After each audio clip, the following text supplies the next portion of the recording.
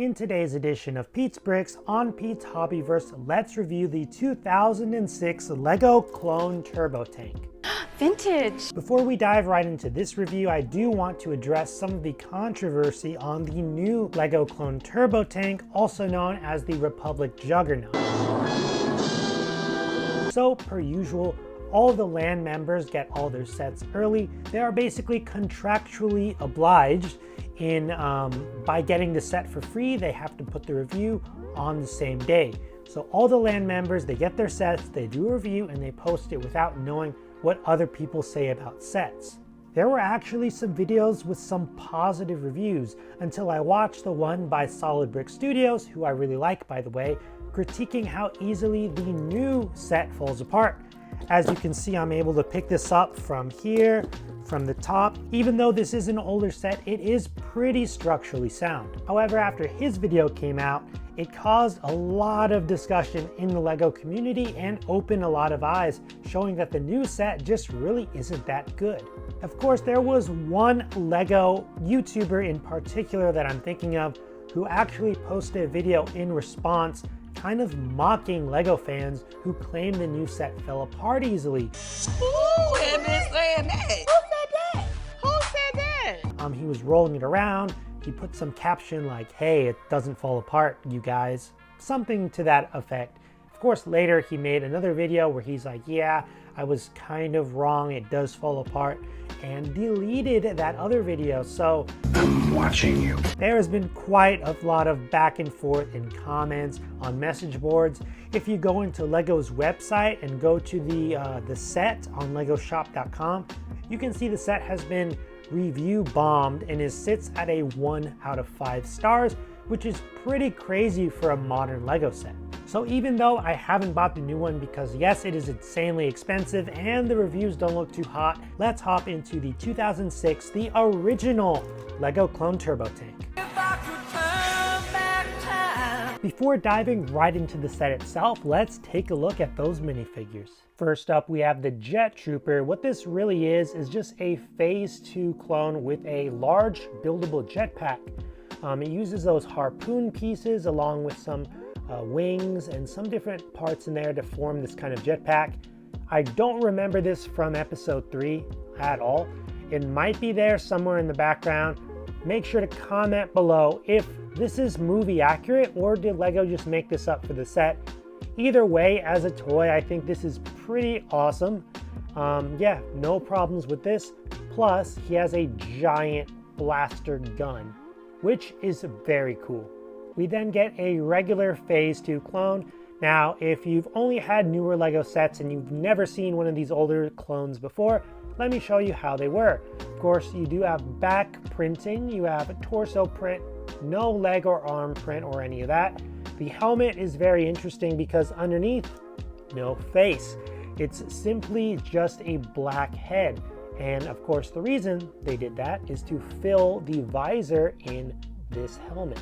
So if this will focus, there you can see, it's not dual molded, it's not even printed like they do now. Instead, the hole for the visor is left open so that the black can just fill up the visor and make the clone look like that. You know, for its time, I think this is a pretty good helmet. And I gotta mention, for the minifigures in particular, I have a high level of nostalgia, not just growing up with these figures, but playing games like LEGO Star Wars: The Complete Saga. Yeah, this is a Phase 2 Revenge of the Sith Trooper, and I really like it. Here's another figure now that we're talking about nostalgia. To me, this is Commander Cody, even though it technically isn't.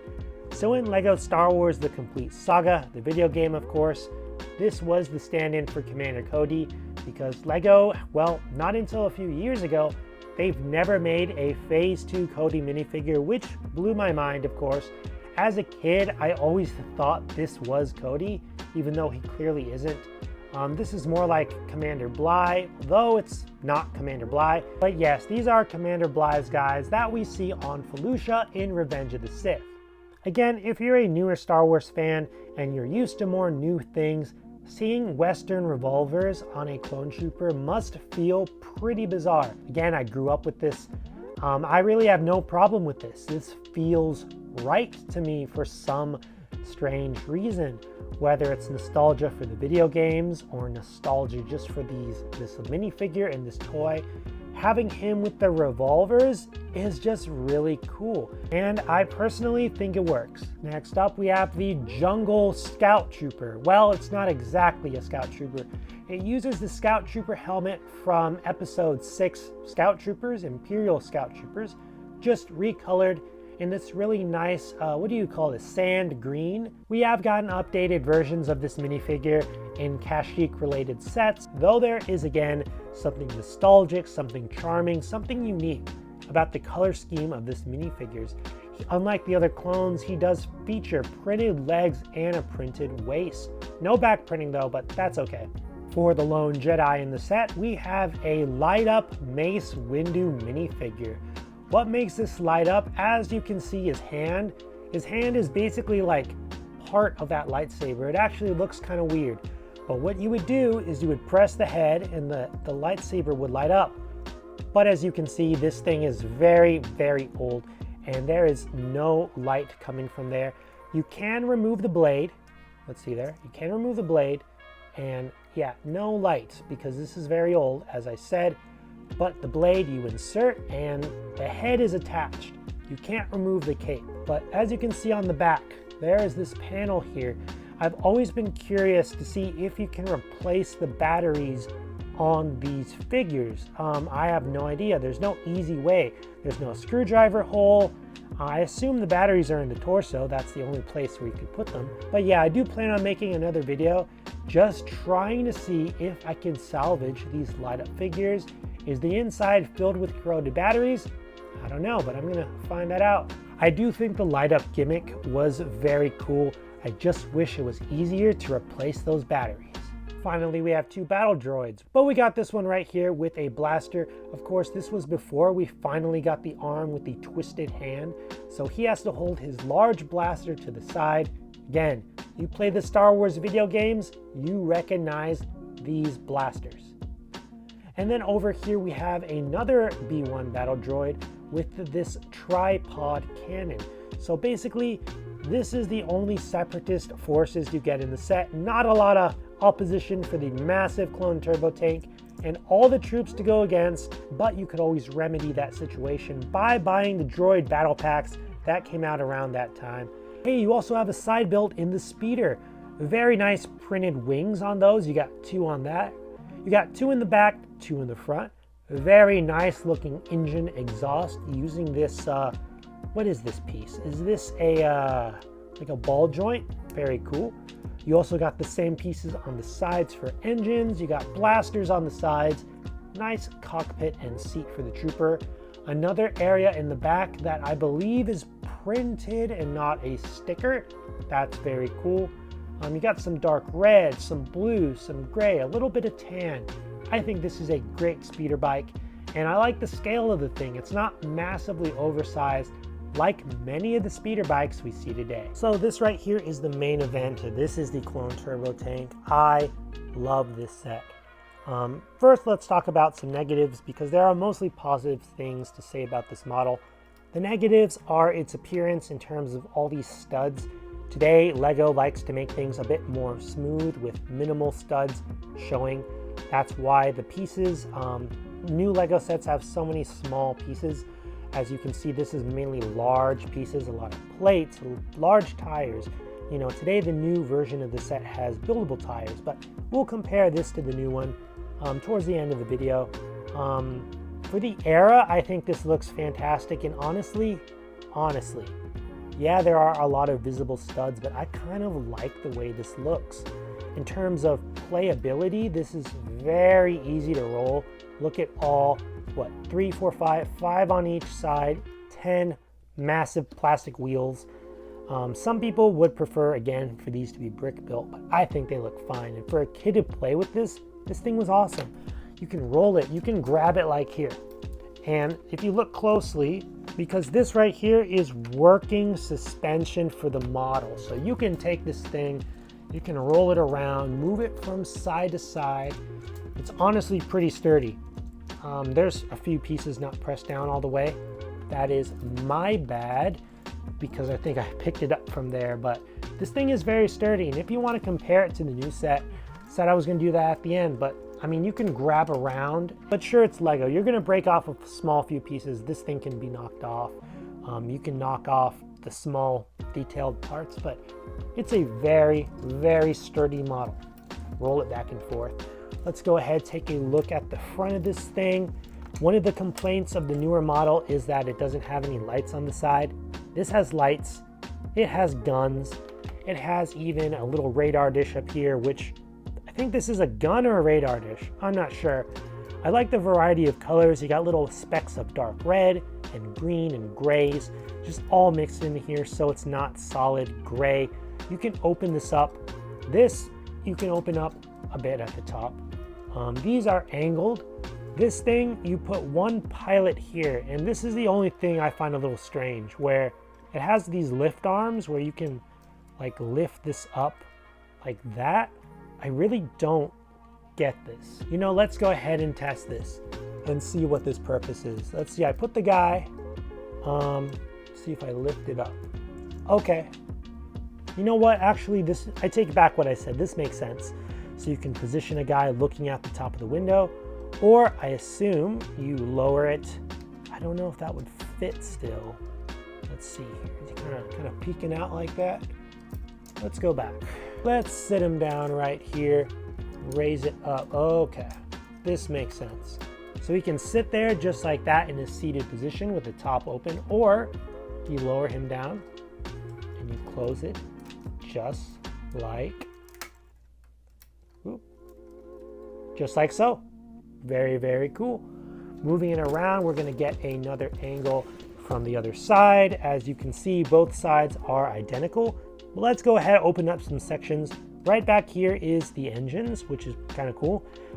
Everything in here and under there, it's a void, so there is just empty space. I can stick my finger all the way inside of there. So no usable space here. You put one in the front, little engine room. Let's talk about the back. You got a gun on here. Open the top up. Again, you're gonna wanna just open it from the front. You have two blasters and two seats back to back for clone troopers. So you can fit two clones in the back, one in the front. Again, the back is very similar to the front, and you have guns, red, dark green. I did wanna shout out some of the colors in here, like brown. I really don't mind it. It's very, very gray and brown in there, but I think it looks pretty good. Let's go ahead and pop this open. So this is probably my only criticism of the set, honestly, are these.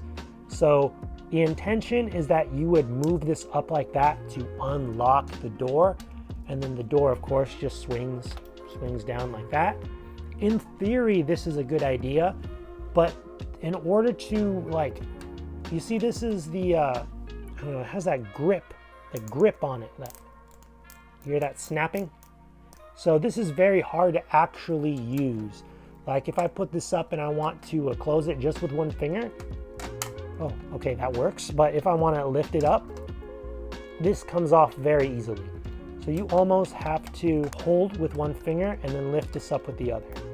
Honestly, that is my only criticism of this entire set. Inside, we have another side build that I didn't show you guys. You got this turret. This is pretty neat. You can store it inside of the turbo tank. You can put it out and deploy it, set up a camp. This goes up. This thing goes up. This can be like a control panel for controlling the turret. But when you insert it into the vehicle, like so, it just slides in there. You lock it down, and that keeps it from moving and falling when you're playing with the tank itself. Of course, you don't have to have this in there. Let me remove it for the sake of the video. Instead, inside, you can fill this whole section with troopers, which I think is super, super fun, especially if you're a kid. You want to fill it up with your troopers and go to send this out to deploy, fight all the droid armies. This is really, really awesome. I actually think it has a bit more room for minifigures than the newest gunship, which I think is kind of hilarious. Lastly, I did want to mention the lookout tower, which we have right here. It can go up, it can go down, it can go up and lock into place. Is that not cool? So it features this piece at the top, which is mainly used in X-Wings for like thrusters, where you can put a minifigure right at the top. Before I leave you guys, I wanted to mention a little bit of data and stats concerning the old clone turbo tank and the new Juggernaut. So this set is set 7261 clone turbo tank. Came out in 2005 with 776 parts. It retailed for $90, but with inflation, this is a $150 set. Compared to the new version, set 75413 Republic Juggernaut, it comes with 813 parts, 8 minifigures, and currently retails for $160. So in comparison, with the new one, you get more parts, you get one more minifigure, and it costs $10 more compared to the $150 due to inflation, as I mentioned. So honestly, in terms of value, I feel like the new one on paper sounds pretty good. I mean, $10 more, get one more figure, and it comes with more parts. Then why does this old one just feel so much better? It's for the most part structurally better. My only complaint, as I mentioned, was this little piece up here to unleash the door, but you got the turret inside. You have more room for minifigures on the inside of the vehicle. You get a speeder on the side. You do get the minifigures. The new one does come with more droids than actual, what I would consider an actual minifigure, which is like this. Though I do know many people do consider droids minifigures, so that is why I've included that in the numbers. I will say that this old one has some hollow space in the inside, which makes it feel a lot bigger, like the compartment right there up front of the engine. But I gotta say, this set is just more detailed on the outside. It has lights that are absent on the new one. Honestly, I would say if you can get this set used for a decent price, I would kind of recommend picking this up. Though the new set does come with those Marine Troopers and Commander Bakara, which I gotta be honest, I kind of really want. And like many LEGO fans, we complain all we want, but at the end of the day, I still want to add the new one into my collection. Hypocrisy, my friend. But that's all I got for this review. Let me know in the comments if you want to see more like this. I do have a big collection video coming of the collection that I recently bought from my friend.